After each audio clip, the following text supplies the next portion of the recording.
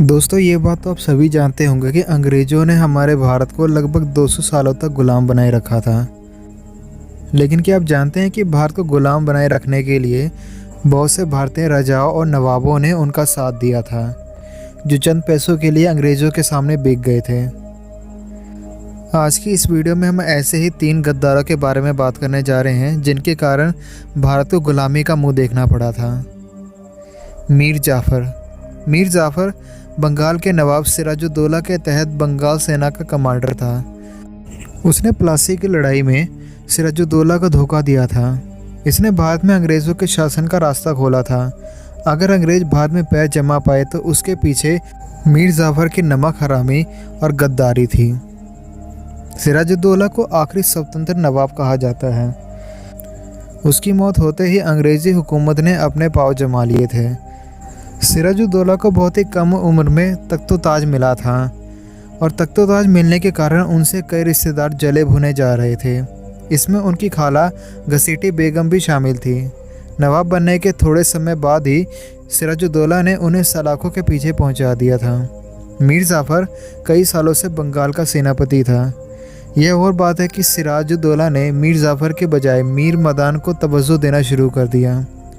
इस बात से मीर जाफ़र बहुत ज़्यादा नाराज़ हो गया। असल में वह खुद नवाब बनने के सपने देख रहा था।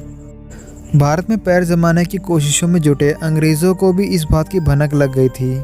उन्हें पता लग गया था कि नवाब सिराजुद्दौला का रोड़ा मीर जाफ़र के ज़रिए हटाया जा सकता है। तब अंग्रेज़ी सेना का सेनापति रॉबर्ट क्लाइव था। 1757 ईस्वी में 23 जून को गुरुवार के दिन प्लासी की लड़ाई शुरू हुई। अंग्रेज़ों ने पूरी ताकत के साथ धावा बोला था। सिराजुद्दौला के साथ एक मजबूरी थी। वह अंग्रेज़ों के खिलाफ पूरी एक शक्ति अपनी नहीं लगा सकता था। उसे उत्तर से अफ़गानी शासक अहमद शाह दुर्रानी और पश्चिम से मराठों के हमले का खतरा रहता था। लिहाजा एक हिस्से के साथ सिराजुद्दौला प्लासी में पहुंचे थे। इस युद्ध में मीर मदान की मौत हो गई थी। सलाह के लिए नवाब ने मीर जाफ़र को खत भेजा। मीर जाफ़र ने जंग रोकने की सलाह दी। इसे मानकर नवाब ने जंग रोक दी। इस दौरान मीर जाफ़र ने रॉबर्ट क्लाइव को सारे हालात का जायज़ा दिया। इसके बाद अंग्रेज़ी सेना ने पूरे दम से धावा बोला। सिराजुद्दौला की सेना को संभलने तक का मौका नहीं मिला। वह बुरी तरह पराजित हो गई। मीर जाफ़र को अंग्रेज़ों ने वफादारी का इनाम दिया। असल में मीर जाफ़र ने पहले ही रॉबर्ट क्लाइव के साथ साठगांठ कर ली थी। उसे बंगाल का कठपुतली नवाब बना दिया गया, लेकिन इतिहास में वह गद्दारी का सबसे बड़ा नाम बन गया। बंगाल के मुर्शिदाबाद में मीर जाफ़र की एक हवेली है। इसे नमक हराम ड्योढ़ी के नाम से जाना जाता है। प्लासी की लड़ाई में भागे सिराजुद्दौला को कुछ समय में ही मीर जाफ़र के सैनिकों ने पकड़ लिया। 2 जुलाई 1757 ईस्वी को नमक हराम ड्योढ़ी में उन्हें फांसी दे दी गई। मीर जाफ़र के बेटे ने सिराजुद्दौला को फांसी की सज़ा सुनाई थी। मीर सादिक। भारत के कई ताकतवर शासक अपने आप ही खास लोगों की गद्दारी के कारण मारे गए। ऐसे ही शासकों में था मैसूर का राजा टीपू सुल्तान। टीपू सुल्तान को भारत में युद्ध में रॉकेट का इस्तेमाल करने वाला पहला शासक माना जाता है। टीपू की इसी ताकत के कारण अंग्रेज उससे डरते थे और चाह कर भी उसका कुछ नहीं बिगाड़ पाते थे।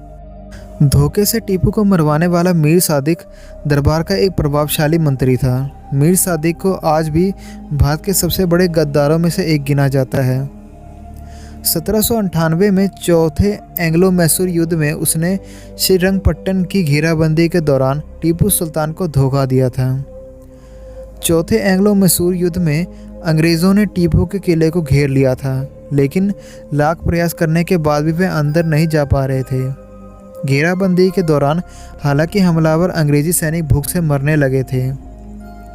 अंग्रेज़ सेनापति जॉर्ज हैरिस ने अपने सैनिकों को वापस बुलाने का नाटक किया। मीर सादिक पहले से ही अंग्रेज़ों से मिल गया था। जॉर्ज हैरिस ने सैनिकों को वापस भेजने का नाटक किया और 5000 सैनिक किले के पास खाइयों में छुपा दिए। दूसरी तरफ सादिक ने टीपू के वफादार गाजी खां को मार डाला और सैनिकों को धोखे से किले के दूसरी तरफ बुला लिया। इससे किले का एक हिस्सा खाली हो गया और अंग्रेज़ों को महल में घुसने का मौका मिल गया। किले में फंस चुके टीपू को अंग्रेज़ों ने मार दिया। हालांकि टीपू की मौत के बाद जब मीर सादिक अंग्रेज़ों के स्वागत की तैयारी कर रहा था, तब उसे मैसूर के ही कुछ सैनिकों ने मार डाला। इस तरह मीर सादिक अपनी ही गद्दारी का इनाम भी नहीं ले पाया। टीपू की मौत के बाद अंग्रेज़ों और निज़ाम ने मिलकर मैसूर का बंटवारा कर लिया। मैसूर के मिलने से ब्रिटिश ईस्ट इंडिया कंपनी की शक्ति में काफ़ी वृद्धि हुई और मैसूर का कब्ज़ा अंग्रेज़ों के बाद में कब्जे की पहली शुरुआत थी। दूल्हाजू। दोस्तों, आपने झांसी की रानी लक्ष्मीबाई के बारे में ज़रूर पढ़ा होगा। झांसी की रानी लक्ष्मीबाई और राव गंगाधर की कोई संतान नहीं थी। इस कारण गंगाधर राव ने अपने चचेरे भाई के बेटे दामोदर राव को गोद ले लिया। उनकी मृत्यु के पश्चात रानी लक्ष्मीबाई कुछ समय तक शोकमग्न रही। इसी बीच बेटे को गोद लेने की बात का पता जब अंग्रेज़ अधिकारियों को लगा, तो झांसी के सिंहासन पर उन्होंने दामोदर राव की दावेदारी को खारिज कर दिया। अंग्रेज़ों ने रानी लक्ष्मीबाई को 60,000 रुपये वार्षिक पेंशन के साथ महल छोड़ने का आदेश दिया। रानी लक्ष्मीबाई ने झांसी की कमान संभाली और 375 दिनों तक झांसी पर राज किया।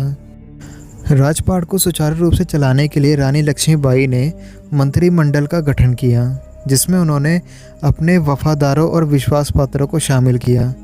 लेकिन यही रानी की सबसे बड़ी भूल हो गई। 20 सदस्यीय मंत्रिमंडल में 18वें नंबर पर थे दूल्हाजू और 20वें नंबर पर पीर अली शामिल थे।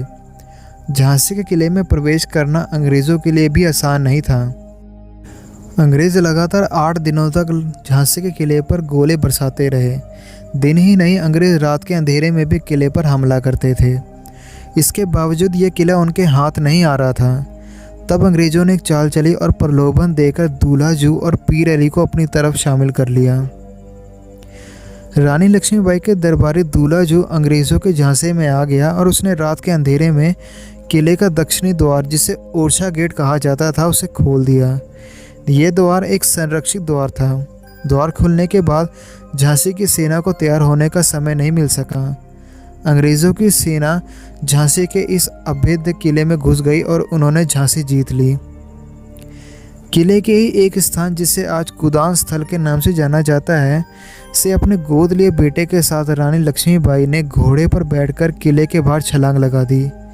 इस जगह की ऊंचाई को देखकर हर कोई दंग रह जाता है कि कैसे निडर रानी ने इतनी ऊंचाई से छलांग लगाई होगी। रानी लक्ष्मीबाई को किले से बाहर निकलने में उनकी सहेली और दुर्गा वाहिनी ने उनका बहुत बड़ा साथ दिया था। तो ये थी दोस्तों हमारी आज की वीडियो। आपको ये वीडियो कैसी लगी हमें कमेंट बॉक्स में ज़रूर बताइए। Thanks for watching.